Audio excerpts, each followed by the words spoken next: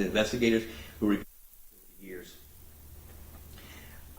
I also want to thank the current investigators and my administration who stand behind me today. Without their hard work, this case will still be unsolved. All their hard work ultimately resulted in solving this case and giving closure to Amber Jenkins Garcia's family. To protect the integrity of this case as it moves forward in the criminal justice system, I will limit information released. We'll now move to answer a few questions one at a time. What was the reaction of Ms. Garcia's family to this news yesterday? They were excited. They thought the case had went cold, and they were excited when our investigators went to visit with them and give them an announcement that we were going to make an arrest. What kind of communication has the department? I know, I realize this is a completely different staff than what you had 26 years ago. Well, how has the communication between MCPD and that family been over the years? Well, over the years, they've come in and spoken to us, which will kind of rejuvenate the case and ask questions. The thing about it is that some of the people that do stand in front of you were here. Me and Assistant Chief Griffin was here during this time period. So. What's it like? I was just going to ask, DNA technology was available in '98, but you made the discovery with the newer technology. You said, what changed in that time? What made it? The advancement and the ability to be able to test the material and come up with a DNA profile.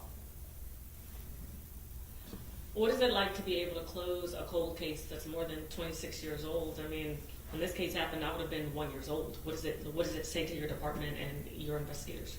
Look, at the end of the day, Morgan State Police Department, when a crime like this occurs, we work on it diligently to make sure that we can bring closure to the family and make an arrest in it. I know for myself, being involved in these cases, that I'm happy to be able to tell the family what took place with their loved one. Unfortunately, it was a heinous crime, but be able to give them some closure. So.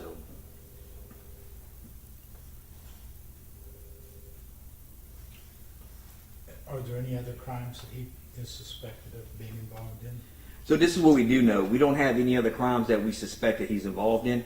We do know that he traveled within those 3 months to Baton Rouge and Lafayette area by his own admission. So we've reached out to those agencies to let them know the information that we received, to check their cases to see if they have anything that's familiar.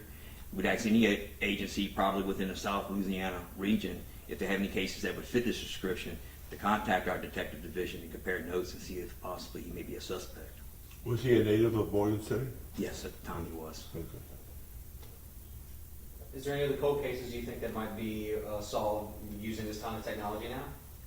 So, yes, sir, I'm hoping so. We don't have any pending cases right now during that time frame. With advancement as we move on, we're able to always go back and revisit cases sometime and solve them that way. With the technology that you had now, how were you able to determine that it was actually him as opposed to what you could have done 20-something years ago? So with the new advancement that we have by resubmitting that evidence and having them to do a new DNA profile and all that stuff, was able to bring of course we also collected a sample from him. Our investigators had traveled to a Lane Hunt facility with a search warrant and collected his DNA and had it compared at the Acadiana Crime Lab.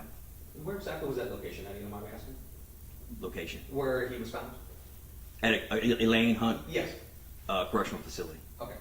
Thank you. What led you to decide to submit your old evidence to be retested? So, as investigators, we would always sit there and sit at the table and review this evidence.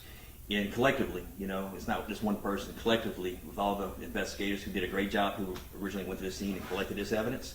And all of us over the years visited and realizing that this piece of evidence needed to be analyzed, ultimately resulted in getting a piece of evidence that's going to be able to, produce a warrant for his arrest.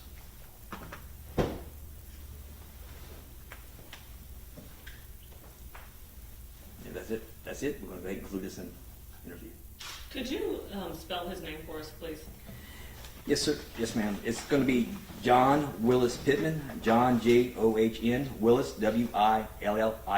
Pittman, Pittman, and he's a junior. Would you mind spelling the two victims' names as well, please?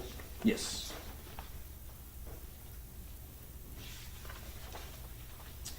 Amber Lynn Jenkins Garcia, Amber, Lynn, Lynn, Jenkins, Jenkins, Garcia, Garcia, and Jennifer Vidal.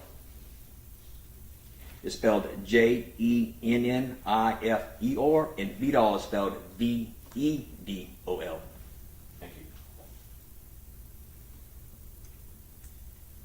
Well, I would like to thank the media coming out today and covering the story. We appreciate it.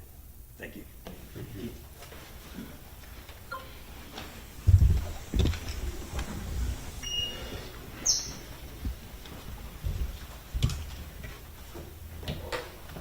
And once again, we review, these now charged with. Yeah, I'm gonna have all that, and I'm about to do it. As a result, then we gotta wait for the description of the murder. Okay. October of 1998. Upgrades in